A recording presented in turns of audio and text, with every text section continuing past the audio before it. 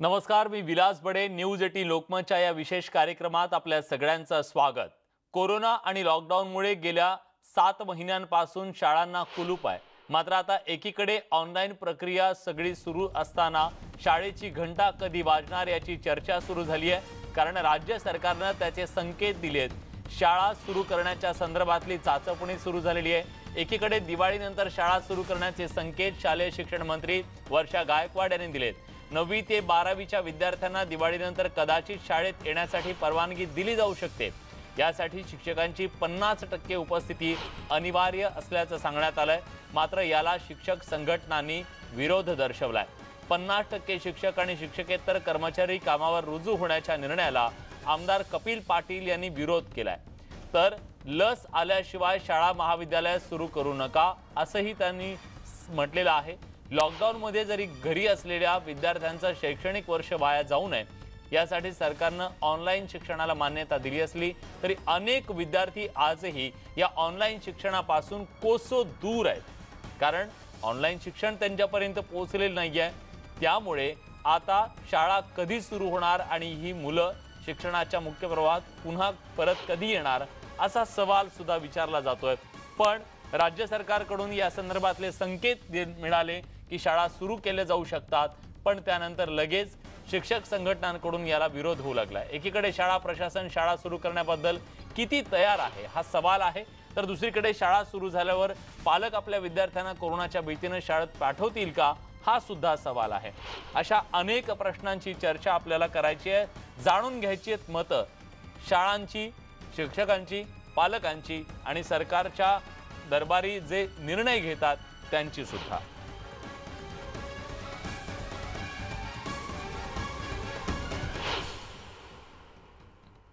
दरम्यान या सगळ्या संदर्भात अधिक माहिती देण्यासाठी आता आपल्यासोबत आपले प्रतिनिधी प्रफुल्ल साळुंखे आहेत. मी सुरुवातीला त्यांच्याकडे जातोय.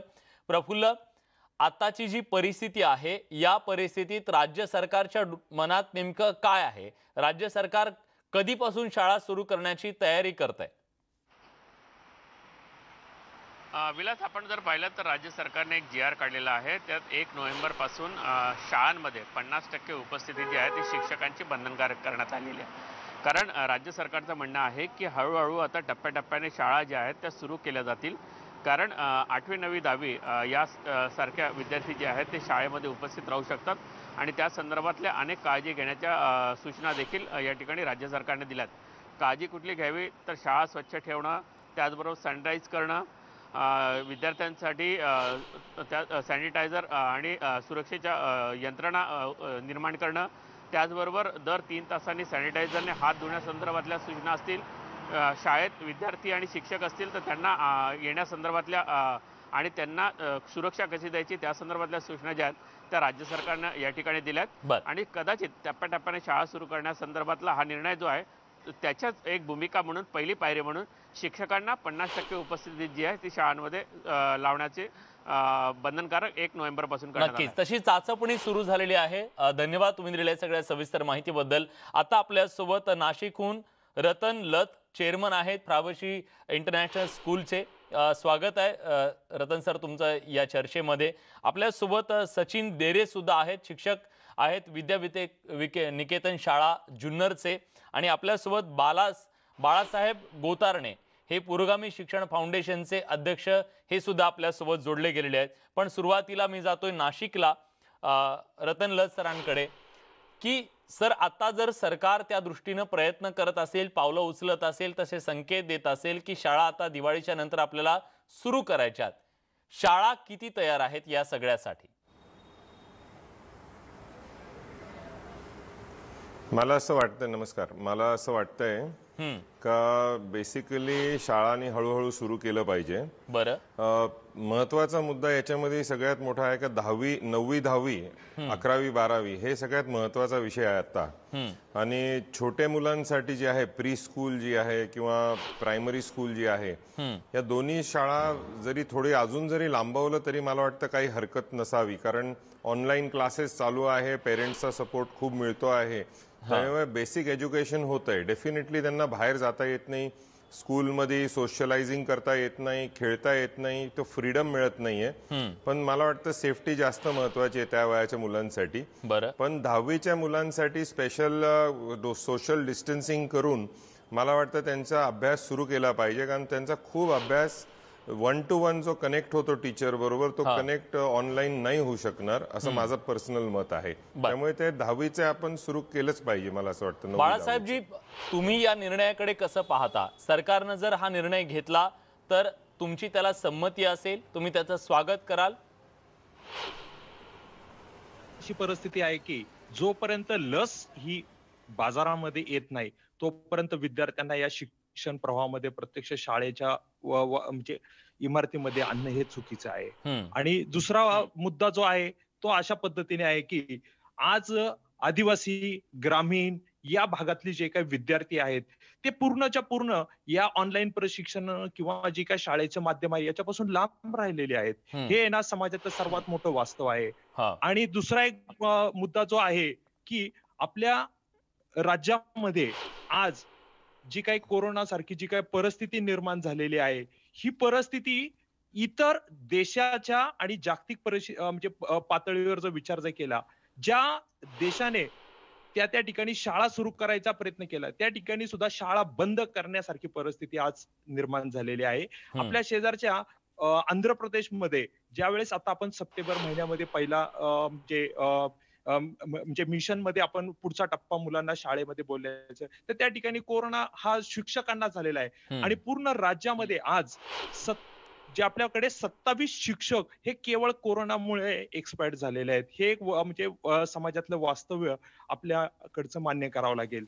आणि दुसरा एक असा विषय आहे की या ठिकाणी अजून एक सांगायचा की जी म्हणजे विस्थापित झालेले कुटुंब आहेत ह्या विस्थापित झालेल्या कुटुंबाला प्रत्यक्ष शाळेमध्ये आणणं ही फार मोठी चॅलेंजेबल गोष्ट आहे, आव्हान आहे आमच्या सर्व शिक्षकांपुढे.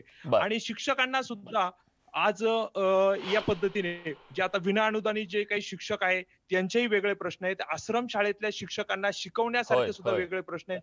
आश्रम शाळेची तर त्याही पेक्षा विदारक परिस्थिती आहे. दुर्गम भाग जो आहे नंदुरबारचा म्हणा किंवा आपल्या चंद्रपूरचा म्हणा, वर्ध्यात त्या ठिकाणचे जे काही विद्यार्थी आहेत हे पूर्णच्या पूर्ण या ऑनलाईन शिक्षणापासून लांब आहेत. आणि अशा परिस्थितीमध्ये आज आपलं राज्य शासन विद्यार्थ्यांना इयत्ता म्हणजे 9वी 10वी आणि 11वी आणि 12वी या विद्यार्थ्यांना शिक्षण प्रवाहामध्ये आणण्यासाठी जे दिवाळीनंतर हा जो काही त्यांचा म्हणजे ठेया चाललेला आहे, प्रयत्न चाललेला आहे, याचा जर विचार जर केला तर हे विदारक चित्र म्हणावं लागेल. जोपर्यंत लस येत आहे तोपर्यंत मुलांना शाळेमध्ये आणण्याचा प्रयत्न करू नये. हा एक महत्वाचा. सचिन डेरे आपल्या सोबत आहेत, शिक्षक आहेत विद्यावेद निकेतन शाळेचे. सचिनजी, परवानगी जर सरकारनं दिली तर प्रत्यक्षात शाळा सुरू करणं हे किती आव्हानात्मक असणार आहे? विलासजी नमस्ते. सर्वप्रथम टप्प्याटप्प्यानं अनलॉक होतंय. महाराष्ट्रामध्ये अजूनही कोरोनाग्रस्तांची जर संख्या पाहिली तर ही फार मोठी असलेली आपल्याला दिसून येते. सध्या तरी ऑनलाईन शिक्षण सुरू आहे प्रत्येक शाळांमधनं. परंतु हे ऑनलाईन शिक्षण घेत असताना विद्यार्थ्यांपुढे असणाऱ्या आणि शिक्षकांपुढे असणाऱ्या ज्या अडचणी आहेत त्या प्रचंड आहेत. आज हे ऑनलाईन शिक्षण किती टक्के मुलांपर्यंत पोहोचू शकतंय आणि ते खऱ्या अर्थानं विद्यार्थी घडवण्यामध्ये हे ऑनलाईन शिक्षण सक्षम आहे का, खऱ्या अर्थानं हा एक फार मोठा प्रश्न आहे. परंतु हे सगळं करत असताना सुद्धा कुठेतरी सुरुवात करायला पाहिजे. सरकारने आता 50% शिक्षकांना शाळेमध्ये येण्यासाठी सांगितलेलं आहे. परंतु हे सगळं करत असताना आज रोजी बऱ्याच 7 ते 8 महिन्यापासून हा शिक्षक वर्ग पूर्णपणे विद्यार्थ्यांपासून दुरावला गेलेला आहे आणि विद्यार्थी सुद्धा दुरावले गेलेले आहेत. आणि त्यामुळे शाळेविषयी, शिक्षकांविषयी आणि संपूर्ण शिक्षण पद्धतीविषयी विद्यार्थ्याच्या मनामध्ये आता वेगवेगळे प्रश्न निर्माण व्हायला लागले आणि त्यामुळे कुठेतरी सुरुवात केली गेली पाहिजे. सरकारचा हा जो निर्णय आहे खऱ्या अर्थानं एक शिक्षक म्हणून मला तरी सकारात्मक वाटतोय. जसं एखाद्या माहेरी आलेल्या मुलीला आपल्या सासराची ओढ लागते, कधी जाईल, तसं आज रोजी बऱ्याचशा शिक्षकांना असं वाटतं की कधी विद्यार्थ्यांना पाहिलं आणि कधी जी पूर्ववित पहिली सुरू असणारी जी शाळा होती ती कधी भरेल. परंतु हे सगळं करत असताना देखील खबरदारी घेणं फार गरजेचं आहे. परंतु खऱ्या अर्थानं ग्रामीण भागामध्ये किंवा सर्व शाळांमध्ये त्या स्वरूपाच्या खबरदारीच्या उपाययोजना घेतल्या जातील का? बऱ्याचशा शाळा त्या करण्यासाठी सक्षम नाहीये किंवा वेगवेगळ्या सत्रामध्ये शाळा भरवावी लागणार आहेत. त्या वेगवेगळ्या सत्रांमध्ये शाळा भरवणं, विद्यार्थ्यांना शाळेत आणणं, स्कूल बसची व्यवस्था करणं, हे सगळे प्रश्न या शाळा मॅनेजमेंट पुढे आहेत आणि त्यामुळे या संपूर्ण प्रक्रियेमध्ये सध्या तरी शिक्षकांमध्ये आणि विद्यार्थ्यांमध्ये, पालकांमध्ये द्विधा मनस्थिती आहे. काही पालकांचं तर म्हणणं असं आहे की आमच्या विद्यार्थ्यांचं वर्ष व्हायला गेलं तरी चालेल, परंतु आम्ही जोपर्यंत कोरोनावर प्रॉपर लस येत नाही तोपर्यंत आमच्या मुलांना शाळेत पाठवणार नाही.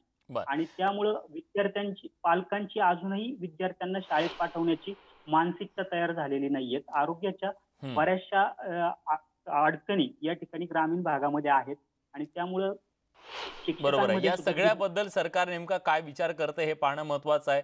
केवळ नियम आणि अटी घालून देणं, त्याच्या नियमावली घालून देणं हे इतकंच त्याच्यासाठी पुरेसं आहे का? त्याची अंमलबजावणी करणं किती अवघड आहे? आणि दुसरी महत्त्वाची गोष्ट म्हणजे विद्यार्थ्यांच्या सुरक्षेची जबाबदारी नेमकी कुणाची, हा सवाल सुद्धा आहे.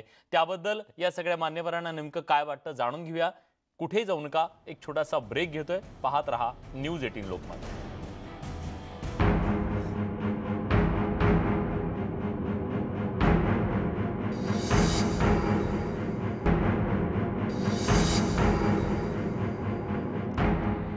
ब्रेक नंतर तुमचं पुन्हा एकदा स्वागत. राज्य सरकार एका बाजूला शाळा सुरू करण्याच्या संदर्भात चाचपणी सुरू करतंय, तोच शिक्षकांकडून या सगळ्याला विरोध सुरू झालेला आहे. त्यामुळे वादाची पहिली घंटा वाजली आहे का, हा सवाल आहे. आता आपल्यासोबत बाळासाहेब गोतारणे आहेत, पुरोगामी शिक्षक संघटनेचे अध्यक्ष आहेत. बाळासाहेब जी, खरं तर राज्य सरकारनं अजून शाळा सुरू करण्याच्या संदर्भात कुठला निर्णय घेतलेला नाहीये. संकेत जरी दिलेले असले, 50% शिक्षकांनी तिथं उपस्थित राहावं अशी जर त्यांनी अपेक्षा व्यक्त केली असेल, तर मग विरोध का आहे? शिक्षकांना काय अडचण आहे? नाही नाही नाही नाही या ठिकाणी पहिला जो महत्वाचा जो प्रश्न आहे, विरोध का, तर 50% शिक्षकांनी उपस्थित राहायचं हाच सगळ्यात महत्वाचा कळीचा मुद्दा आहे. हा कळीचा मुद्दा होत असताना या ठिकाणी हॅलो हा बोला, सलग बोला. कळीचा मुद्दा ठरत असताना विद्यार्थ्यांच्या दृष्टिकोनातून 50% शिक्षक किंवा या शिक्षकांनी यायचं किंवा या शिक्षक, ही गोष्ट जी आहे ती अत्यंत वादाची भूमिकाच आहे. आणि दुसरा एक महत्वाचा या ठिकाणी तुम्हाला एक आवर्जून विषय सांगायचं वाटतो की काल जे 29ला पत्र आपल्या परिपत्रक राज्य शासनाने काढलं, यामध्ये राज्यातील शाळा महाविद्यालय शैक्षणिक संस्था दिनांक 31/10/2020 पर्यंत विद्यार्थ्यांसाठी नियमित वर्ग घेण्यासाठी बंद राहतील, अशा शब्दामध्ये हा जो काही JR कालचा म्हणजे शासन निर्णय काढला, यामुळे पूर्ण राज्यामध्ये आज अशी परिस्थिती, मुख्याध्यापक असो, शिक्षक असो, शिक्षक संघटना असो, पालकांच्या मनामध्ये अत्यंत गोंधळ झाला. म्हणजे काय, तर 1 तारखेपासून काय उद्या शाळा चालू होणार आहेत का, अशा प्रकारचं सुद्धा हे परिपत्रक असून त्याच्यामध्ये शेवटचा जो शब्द काय केलाय, ऑनलाईन आणि ऑफलाईन आणि दूरस्थ हे शिक्षण जे आहे ते नियमित करण्याची मान्यता देण्यात आलेली आहे. म्हणजे एकंदरीत हे जी परिपत्रक काढलेलं आहे कालचं, जे राजेंद्र पवार यांच्या सहीने काढलेलं आहे पत्र, तर हे गोंधळाची परिस्थिती आहे. यामुळे पालकांमध्ये आणि शिक्षकांमध्ये आणि संस्था चालक जे आहेत आमचे सर्व, त्यांच्यामध्ये ही गोंधळाची अवस्था झालेली आहे. दुसरा एक याच्यामध्ये असंच आहे की ज्यावेळेस ही प्रत्यक्ष शाळा सुरू करायची, तर जिल्हा परिषदेच्या शाळा ज्या आहेत, नगरपालिका, स्थानिक स्वराज्याच्या ज्या काही शाळा, त्या ठिकाणी म्हणजे निर्जंतुकीकरण म्हणा किंवा त्या ठिकाणी सॅनिटायझर, याच्यासाठी आर्थिक जी काही मदत आहे ती कुठल्याही प्रकारे त्या ठिकाणी शासनाने केलेली नाही. मग अशा परिस्थितीमध्ये प्रत्यक्ष शाळेमध्ये विद्यार्थ्यांना बोलवणं हे विद्यार्थ्यांच्या जीवावर बेतण्यासारखी परिस्थिती आहे आणि मुलांना आणि शिक्षकांना सुद्धा हे जीवावर बेतण्यासारखी परिस्थिती आहे. पण बाळासाहेब जी, मुद्दा हा आहे की शिक्षक आता सुद्धा अनेक ठिकाणी कोरोनाच्या या संकट काळामध्ये आपल्या वेगवेगळे कर्तव्य बजावतायत. त्यांना जे काही कर्तव्य दिलेली होती ती, अशा सगळ्या परिस्थितीत जर 50% मर्यादा आहे, इतर ठिकाणी जर तुम्ही बघितलं तर सगळीकडे, अगदी मुंबईमध्ये तुम्ही येऊन बघितला तर सगळे ऑफिसेस उघडले, सगळेजण कामावर जात आहेत. मग शिक्षकांनाच असं काय झालंय की शिक्षक नाही म्हणतायत? नाही नाही, यामध्ये पहिला मुद्दा असा आहे की हॅलो हा बोला. या ठिकाणी पहिला असा मुद्दा आहे की या ठिकाणी 50% जे शिक्षकांची उपस्थिती आणि 9वी 10वी 11वी आणि 12वी या विद्यार्थ्यांना प्रत्यक्ष शाळेमध्ये बोलवायचं, हा जो प्रकार जो आहे हा अत्यंत धोकादायक आहे, विद्यार्थ्यांच्या जीवावर बेतण्यासारखा आहे. आणि अशा परिस्थितीला जर विचार जर केला तर शासनाकडून आर्थिक ज्या बाबी आहेत, जे जिल्हा परिषदेच्या ज्या काही ग्रामीण भागातल्या शाळा आहेत किंवा आदिवासी पाड्यातल्या ज्या शाळा आहेत, त्याने आश्रम शाळा, तर आश्रम शाळेची तर त्याच्याही वाईट परिस्थिती आहे. त्या मुलांना त्या ठिकाणी सॅनिटायझरसाठी किंवा आर्थिक मदत ही कुठल्याही प्रकारे या परिपत्रकामध्ये आजच्या आढळून येत नाही. पूर्णच्या पूर्ण शासनाने शाळेवर सोडलेला आहे. संस्था चालकांना सुद्धा आज विना अनुदानितच्या शाळा असो त्या ठिकाणी आर्थिक गणित फीच्या बाबत मिळवणं सुद्धा त्या ठिकाणी अवघड झालेलं आहे. आणि प्रत्यक्ष शाळेमध्ये 50% शिक्षकांना बोलवणं आणि विद्यार्थ्यांना बोलवून परत शाळा भरवणे दिवाळी नंतरचा, जोपर्यंत लस येत नाही तोपर्यंत कुठल्याही प्रकारे. रतनजी, एका बाजूला ही जी भूमिका मांडली जाते की लस येत नाही तोपर्यंत शाळा सुरू करू नका, ही भूमिका एका बाजूला मांडली जाते, पण आता राज्य सरकारनं जर हा निर्णय घेतला तर मग राज्य सरकारकडून तुम्हाला अपेक्षा काय आहेत? केवळ नियमावलीचं एक पुस्तक की आणखी काही? बरं का, आणि मला वाटतं साऊथ मध्ये, हॅलो, बोला. साऊथ मध्ये एका स्कूलमध्ये आग लागली होती आणि त्या स्कूलमध्ये अनफॉर्च्युनेटली काही मला वाटतं 1-2 विद्यार्थीचं निधन झालं. यानंतर अख्ख्या देशामध्ये खूप मोठ्या प्रमाणात सगळ्या स्कूल्सवरती फायरची NOC घ्या किंवा फायरचे जे रिस्ट्रिक्शन आहेत ते सगळ्या गोष्टींचे मागे लागले होते. आणि बिलीव्ह मी, हे सगळं फक्त प्रायव्हेट स्कूल्स आणि प्रायव्हेट स्कूल्सवरतीच सगळा दबाव टाकला होता. एकही गव्हर्नमेंट स्कूलमध्ये फायरची NOC नाही, साधा फायर एक्सटिंग्विशर पण नाहीये. तसंच जसं आता माझ्या अगोदरचे जे भाऊ म्हटले का आता या कोरोनामध्ये आपण मुलांविषयी बोलू, शाळांविषयी नको बोलायला. जे मुलं शाळेत जात आहेत त्यांच्याविषयी बोलू, मग ते गव्हर्नमेंटचे स्कूल्स असो, प्रायव्हेट स्कूल्स असो, इंटरनॅशनल स्कूल्स असो का कुठलेही कॉन्व्हेंट स्कूल्स असो. आपण मुलं जे शाळेत जाते त्या विषयावरती बोलू आणि त्याची सेफ्टी विषयी बोलू. कारण सगळ्यात महत्त्वाचे जेवढे प्रायव्हेट स्कूल्स आहेत ते त्यांचं सॅनिटायझेशन करतील, त्यांचं सोशल डिस्टन्सिंग करतील, पण गव्हर्नमेंटच्या स्कूल्ससाठी कुठला SOP आहे, गव्हर्नमेंट स्कूलसाठी काय करणार आहेत याची जास्त चिंता आहे.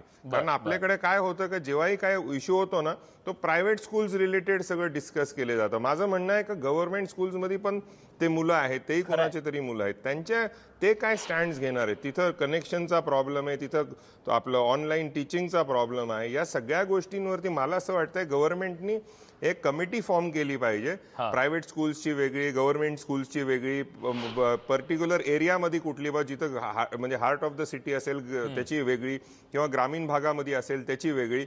आणि त्यावरती ना तज्ज्ञ लोक जे याच्यामधली अनुभवी लोक आहेत त्यांना त्या कमिटीवरती घेतलं पाहिजे. कारण माझा आतापर्यंतचा अनुभव आहे का गव्हर्नमेंटनी जेवढे GRs काढले असतील ना ते परत 50% परत रिटर्न घेतात किंवा त्याच्यामध्ये बदल आणतात. It is a very highly confused department मी म्हणेल. बरं का, म्हणजे रिस्पेक्टफुली सबमिट करतोय, मला काही अडचण नाही. कारण आतापर्यंतचं काय झालेलं आहे का गव्हर्नमेंट स्कूल्स वर लक्षच नाहीये आणि गव्हर्नमेंट स्कूल मोठ्या संख्येत आहे, त्याच्यामध्ये शिकणारे विद्यार्थी सुद्धा मोठ्या संख्येत आहे. आमच्या टोटल प्रायव्हेट स्कूल्स नाशिकचं म्हटलो तर 25-30 प्रायव्हेट स्कूल्स जे आहे ते प्रायव्हेट स्कूल्स मध्ये टोटल जी संख्या आहे आणि त्याच्या इंटू कमीत कमी 10 टाइम्स संख्या जी आहे ती गव्हर्नमेंट स्कूल्समध्ये आहे. माझं असं म्हणणं आहे की कमिटी फॉर्म करावी आणि प्रत्येकाची जी कपॅसिटी आहे त्या कपॅसिटी प्रमाणे त्या शहराचे समजा एक आपले जिल्हा अधिकारी आहे किंवा असे सिनियर जे अधिकारी आहेत ज्यांच्या अंडर ही समिती नेमली पाहिजे आणि त्यांनी स्कूल सुरू केली पाहिजे आणि जबाबदारी घेतली पाहिजे. मला असं वाटतं आपण हा विषय केला पाहिजे. जे मुलं शाळेत जातात शेवटी कुणाची आहे? कारण आज ग्रामीण भागामध्ये बघितलं तर अनेक शाळांमध्ये शाळेला इमारती नाहीत अशी अनेक ठिकाणी परिस्थिती आहे. मग तिथं एका बाकावर एक मुलगा बसवणं कितपत शक्य आहे? सरकारी शाळांच्या बद्दलची जबाबदारी नेमकी कुणाची असेल? जर प्रायव्हेटवाली संस्था चालकांवर तुम्ही टाकणार असाल तर त्याच्याबद्दलचे चर्चा सुद्धा करू. एक छोटासा ब्रेक घेऊन कुठे जाऊ नका, पहा फक्त न्यूज 18 लोकमत.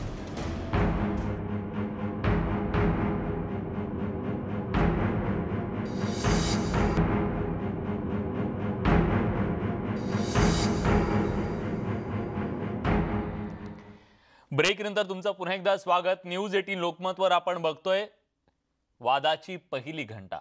राज्य सरकारकडून जेव्हा शाळा सुरू करण्याच्या संदर्भातला पहिला संकेत देण्यात आला त्यानंतर शिक्षक संघटनांकडून याला विरोध होऊ लागलेला आहे आणि का विरोध होतोय, त्याच्या मागची कारणं काय आहेत, समस्या काय आहेत, आव्हानं काय आहेत, या सगळ्याचा आढावा आपण खरं तर या विशेष कार्यक्रमाच्या माध्यमातून घेतोय। आता आपल्यासोबत महाराष्ट्र राज्य शिक्षक परिषद चे कार्यवाह शिवनाथ दराडे जोडले गेलेले आहेत। शिवनाथजी, स्वागत आहे तुमचं न्यूज 18 लोकमत मध्ये। राज्य सरकार जेव्हा सांगतंय की आता 50% तुम्हाला उपस्थिती बंधनकारक करण्यात आलेली आहे, शिक्षक असतील किंवा शिक्षकेतर कर्मचारी असतील, याचा अर्थ सरकार शाळा सुरू करण्याच्या दृष्टीने आता महत्त्वाची पावलं टाकते, कदाचित दिवाळीनंतर शाळा सुरू होतील। अशा वेळी तुमची भूमिका नेमकी काय? नमस्कार। सर्वात प्रथम मी महाराष्ट्र राज्य शिक्षक परिषदेचा कार्यवाह या नात्याने राज्यभरामध्ये जे माझे बांधव शिक्षक आणि शिक्षकेतर यांना कोरोना योद्धे म्हणून काम करताना ज्यांना त्या ठिकाणी मृत्यू आला त्यांना विनम्र श्रद्धांजली आपल्या मार्फत मी व्यक्त करतो। शिक्षण खातं 15 जूनच्या अगोदरपासून सतत आपला टायमिंग चुकतंय आणि शिक्षण खातं सतत घोळ घालतंय। ऑनलाईन शिक्षण सुरू करा याचा सर्वात प्रथम GR त्यांनी मार्च एप्रिल मध्येच काढला आणि मार्च एप्रिललाच त्यांनी ऑनलाईन शिक्षण सुरू केलं। खरं तर 10 मार्चला सर्व इयत्तांचा त्या शैक्षणिक वर्षाचा अभ्यासक्रम संपलेला असताना एप्रिल, मे आणि जूनचा अर्धा महिना ऑनलाईन शिक्षण कशासाठी, कोणत्या वर्गांचं, असा प्रश्न आम्ही उपस्थित केला। शिक्षण खातं आजपर्यंत उत्तर देऊ शकलं नाही। 15 जूनला लॉकडाऊन असताना सर्व शिक्षकांनी शाळेत या अशा स्वरूपाच्या सक्ती सर्व शाळांनी केली। आम्ही आवाज उठवला, काहीतरी आदेश काढा। 15 जूनला संपूर्ण शिक्षकेतर कसे शाळेत जाऊ शकतील, मुंबईत तर जाऊ शकणार नाही। आणि त्याच्यानंतर 10 दिवसांनी GR काढला आणि त्याच्यातही बराच मोठा खेळ खंडोबा केला।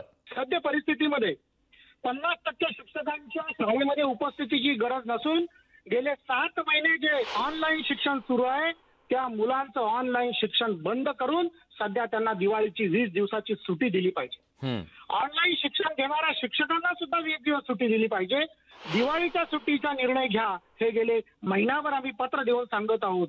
ती दिवाळीची सुट्टी नाही, मुलांना सुट्टी नाही, पण दिवाळीच्या सुट्टीमध्ये तुम्ही शाळेत या अशा प्रकारचा उरफाटा निर्णय का घेतलाय हे आम्हाला याचं कोडं पडलेलं आहे। आणि सर्वत्र लोक दिवाळीच्या सुट्टीची वाट पाहत होते, विद्यार्थी दिवाळीच्या सुट्टीची वाट पाहत होते आणि ते सोडून असा उलटा निर्णय घेतल्यामुळे सर्वत्र तीव्र प्रतिक्रिया उमटत आहे। बरं, म्हणजे तुमचा विरोध आहे आता ह्या सरकारच्या निर्णयाला आणि सरकार पुन्हा एकदा चुकलंय असं तुमचं म्हणणं आहे। पण आपल्याला खरं तर याबद्दल आता चर्चा करायला हवी की जर सरकार निर्णय घेतंय की शाळा सुरू करायला लागतील तर शाळा सुरू करत असताना नेमकी काय आव्हानं आहेत आणि ती सगळी आव्हानं पेलण्यासाठी जिल्हा परिषदेच्या शाळा तयार आहेत का, संस्था चालक तयार आहेत का, ज्या खाजगी शाळा आहेत, जबाबदारीसाठी त्याची जी निश्चिती आहे जबाबदारीची ती कोणाकडे आहे? केवळ पालकांचं एक पत्र घेतलं की मी माझ्या पाल्याला शाळेत पाठवण्यासाठी तयार आहे, ते पत्र घेतलं म्हणजे जबाबदारी संपली का? कितीतरी प्रश्न असे अनेक आहेत ज्याची चर्चा करणं खूप गरजेचं आहे। करूया एका छोट्याशा ब्रेक नंतर। कुठे जाऊ नका, पहा फक्त न्यूज 18 लोकमत।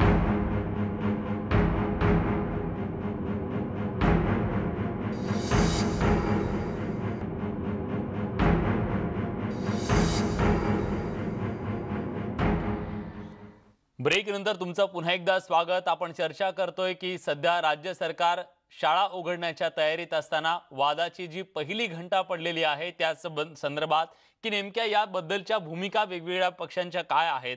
आता आपल्यासोबत रतन लत सर आहेत, चेअरमन आहेत फ्रावशी इंटरनॅशनल स्कूलचे।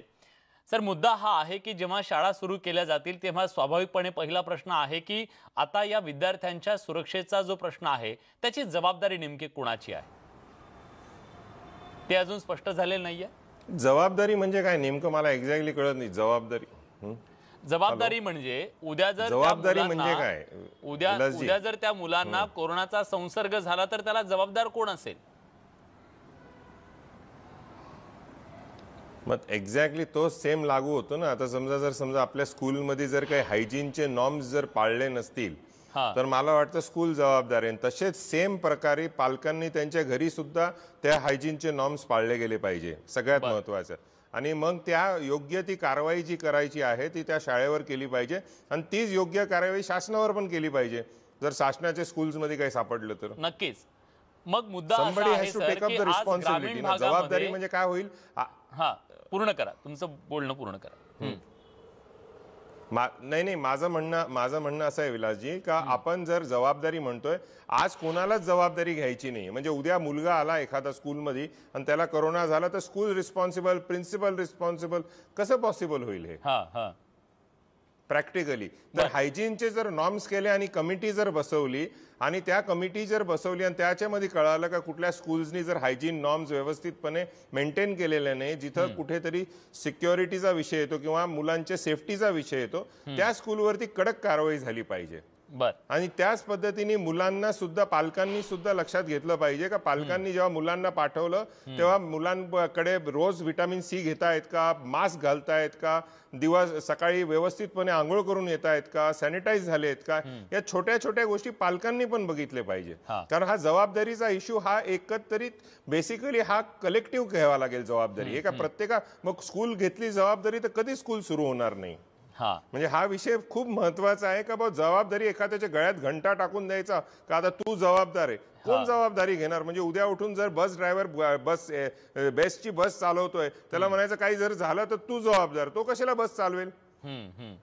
प्रॅक्टिकली थोडा विचार केला पाहिजे गव्हर्नमेंटने. हा अत्यंत कळीचा मुद्दा आहे आणि जेव्हा राज्य सरकार याच्या संदर्भातली नियमावली जारी करेल तेव्हा त्या नियमावलीचं पालन करणं प्रत्यक्षात किती अवघड आहे याची चर्चा होणं गरजेचं आहे. कारण ग्रामीण भागातली परिस्थिती आपल्या सगळ्यांना माहिती आहे, विशेषतः सरकारी शाळांची अवस्था आपल्याला माहिती आहे. अशा सगळ्या परिस्थितीत मग सोशल डिस्टन्सिंग पाळणं कितपत शक्य आहे? चर्चा करूया ब्रेक नंतर. कुठे जाऊ नका, पहा फक्त न्यूज 18 लोकमत.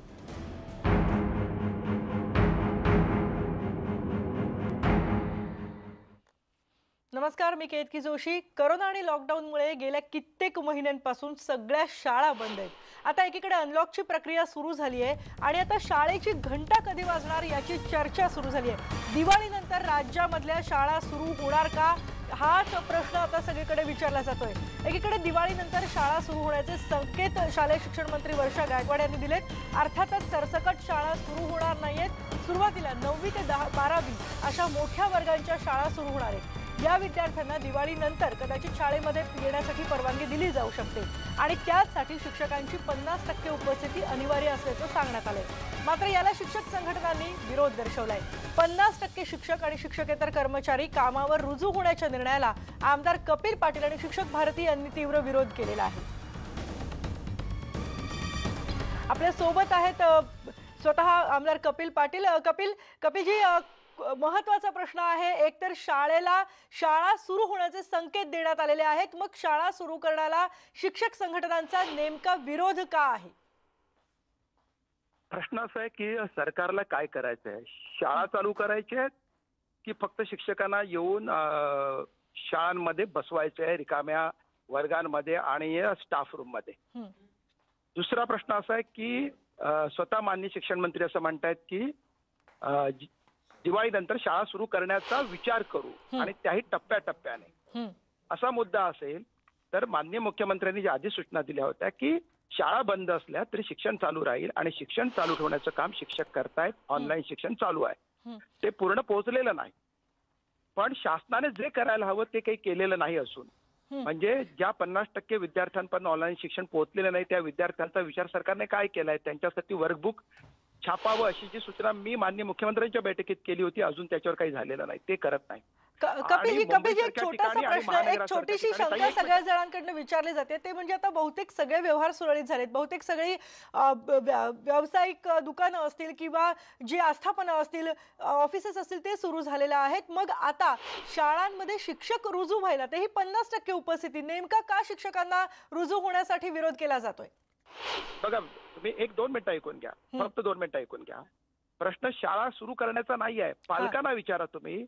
पालक वॅक्सिन आल्याशिवाय शाळेत मुलांना पाठवायला तयार नाहीत. जर पालक पाठवायला तयार नसतील तर रिकाम्या बाकांना शिकवण्यात काही अर्थ नाही. आणि दुसरा मुद्दा, याच्यातला व्यावहारिक मुद्दा आहे, तरी शिक्षकांनी जर शाळेत यायचं असेल ठीक आहे ना. सरकार असं म्हणतं की स्वतःच्या गाडीने या. अरे शिक्षक एवढे श्रीमंत नाहीत की स्वतःची गाडी येणार आहे. स्वतःच्या घराचा हप्ता भरायला सरकार आज ओढाताण होतीये आणि रोजचा खर्च मुंबईत येण्याचा हा 2-2.5 हजार रुपयाचा आहे. आणि वेळ 4 ते 5 तास लागतात यायचं आणि जायचे. तुम्ही या ट्रेन चालू केलेल्या नाहीत. बरं, रिकाम्या ट्रेनने उद्या चालू कराल तर ट्रेन येऊन रिकाम्या बाकांना शिकवण्यापेक्षा तोच वेळ जी मुलं अवेलेबल आहेत ऑनलाईन त्या मुलांना शिकवण्यासाठी शिक्षकांना शिकवू द्या. अगदी. जी मुलं ऑनलाईन येऊ शकत नाहीत त्यासाठी सरकार काय करणार हे सरकारने स्पष्ट करावं. आणि ती व्यवस्था गेल्या 7-8 महिन्यात सरकारने 1 रुपयाची मदत केलेली नाही आहे. आधी सरकारने या मुलांच्या 50% विद्यार्थी जे ऑनलाईन नाहीत त्यांच्या शिक्षणाच्या बद्दल त्यांच्यापर्यंत पोहोचण्यासाठीची जी व्यवस्था करायला आम्ही सांगितली होती ती सरकारने आधी करावी आणि मग हा उपद्व्याप करावा. केवळ दुकान चालू झालं, मॉल चालू झालं म्हणजे शाळा म्हणजे मॉल आहेत का? पालक आपल्या मुलांना कसं पाठवतील? बरोबर. करोनाचं संकट दूर केलंय का तुम्ही अजून? नाही ना. त्यामुळे अशा पद्धतीने विचार करणं बरोबर नाही ना. मुलांचा विचार करा आधी. अगदी धन्यवाद कपिलजी आमच्याशी बोलल्याबद्दल. हाच महत्त्वाचा मुद्दा मांडला जातोय शिक्षकांकडून की विद्यार्थ्यांना शाळांमध्ये पाठवलं जाणार आहे का आणि दुसरीकडे शाळांची कितपत तयारी आहे हा देखील एक प्रश्न आहे. आणि त्यासाठीच आपल्या सोबत महत्त्वाचे पाहुणे सुद्धा असणार आहेत. याच विषयावर बोलण्यासाठी आपल्या सोबत असणार आहेत नाशिकहून रतन लथ जे चेअरमन आहेत फ्राउशी इंटरनॅशनल स्कूलचे, त्याचप्रमाणे जुन्नरच्या विद्यानिकेतन शाळेचे शिक्षक सचिन डेरे असणार आहेत आणि पुरोगामी शिक्षक फाउंडेशनचे अध्यक्ष बाळासाहेब गोतारणे हे तिघही जण आपल्या सोबत असणार आहेत. या तिघांकडूनही त्यांची भूमिका आपण जाणून घेणार आहोत पण एका ब्रेक नंतर.